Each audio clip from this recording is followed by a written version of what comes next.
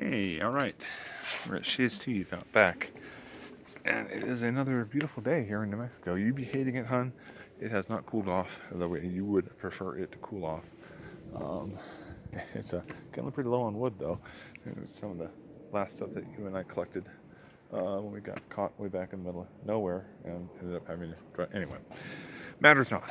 Um, yeah, it has cooled not off, not even the slightest amount. It's now the very end of December, and not December, sorry, November, and it's still hot outside. I'm walking around just well pants and shoes and a shirt, but let's see how my soccer foot's doing because the hypoclemia has gotten a little bit better. Let's see.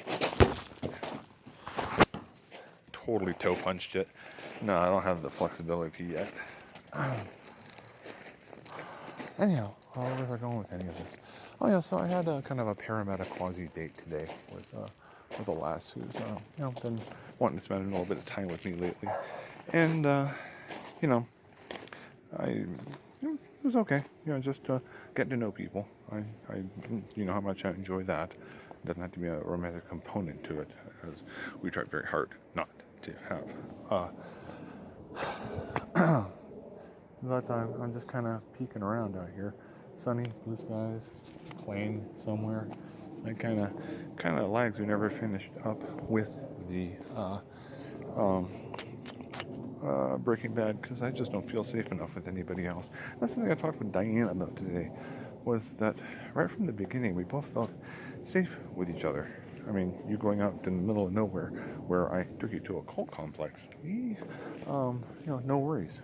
And I felt the same way about you with a great number of things, such as going across El Moro. I felt safe that you could do it. I believed in you, and I like that.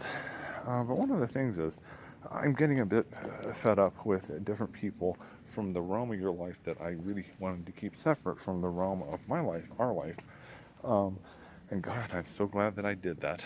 Uh, Pastoring me, I've changed my phone number. I have had to set up blocks uh, on YouTube, which just annoys me to have to do that. I've switched over to a different uh, Facebook account, which I hated to do because it's always a pain in the butt trying to get people to add you when they think you're being spoofed. So, walking across the patio. Ooh, I want to go show you the side yard. It's pretty darn cool. Is this even recording? I think it is. You can see the side yard. Ooh, there's a Powerade bottle of yours. So, yeah, side yard looks pretty good. They got this place cleaned up before we had your shindig over here celebrating your life.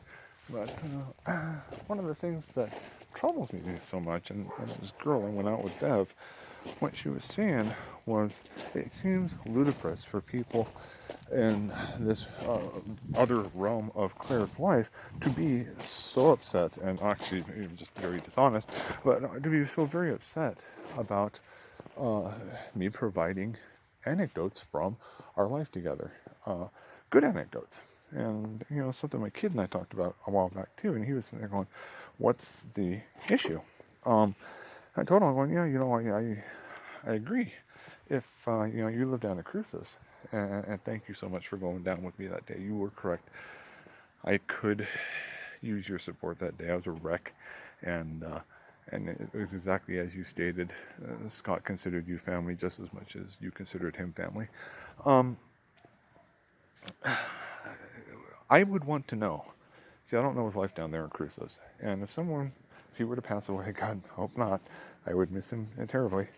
Wasn't just terribly, but if somebody were to go ahead and post blogs and videos and things of that sort, so I could get to know a part of my kid that I didn't know, particularly if it's a happy part of his life, where exactly should anyone take issue with that? And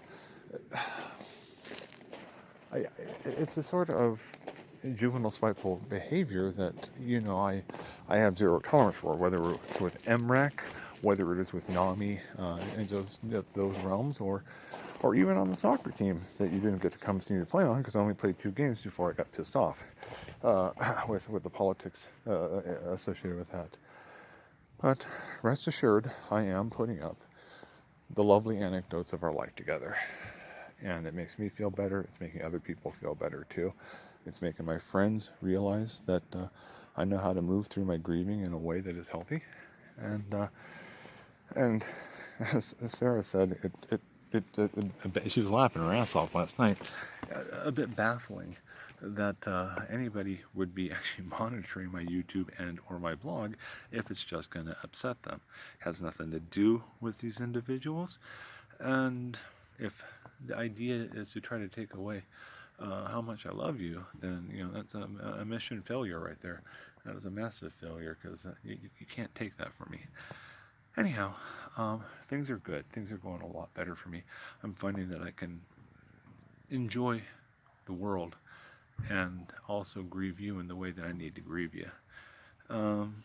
At some point, you're going to slip from the front of my mind, and it's not going to be so necessary for me to have these conversations with you. But it's easier to have a conversation if I know I'm being filmed. By the way, I'm going to be on TV here pretty soon, pushing Suts. It's really cool. Oh my gosh. Well, I'm going to go ahead and tell you now. My business partners, we are fully incorporated right now. We're still generating. We want it to be at least $1,500, and I don't think it's going to be that difficult with the contacts I have.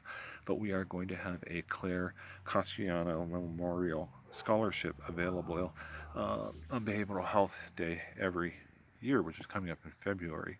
And we were trying to decide, just which passion of yours. Just so many of your little members.